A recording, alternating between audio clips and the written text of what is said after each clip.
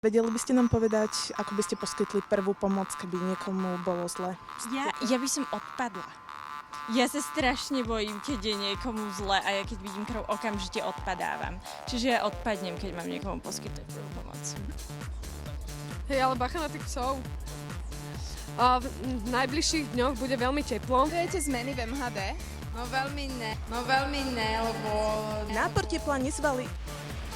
Nie. Stretli ste sa už niekedy s tým, že vaši cestujúci si vzali do autobusu nejaké kuriózne veci, zvieratá a podobne? Áno. Napríklad asi tak pred mesiacom mi tam prevážali v akváriu tarantuly. A nejaké kuriózne predmety, čo je nejaké väčšie? Predmety, no prevážali tam komplet celú kuchynskú linku. Blbo som uhla pohľadom však. Ale neviem. Počas mi to. Moc ťažno ťahá, alebo to prežiješ? Nie len práva, ale i povinnosti voči cestujúcim. No, sa nám hlava točí, ja jej, tak sa vozíme a ideme.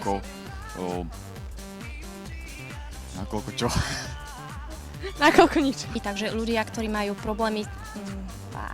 A čo by ste vraveli na masážne kreslo a kožené sedačky a občerstvenie zadarmo? To by boli naozaj zbytočné peniaze na takéto blbosti. Čo by ste povedali na masážne kreslo a erotické poťahy? Masážne kreslá, kožené poťahy či občerstvenie zadarmo? Žmurkam jak debil.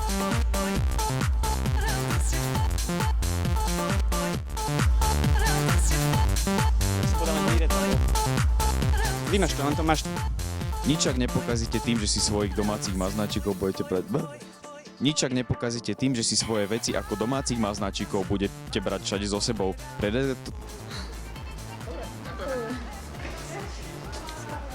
Pre redaktorskú školu Jana Panáková. Nikoleta Láškotyová. Alexandra Bobeková. Michála Kicová. Eva Hilmerová. Mária Šormanová. Miroslav Koščák. Pre redaktorskú školu Rastislav Ort. Tak určite.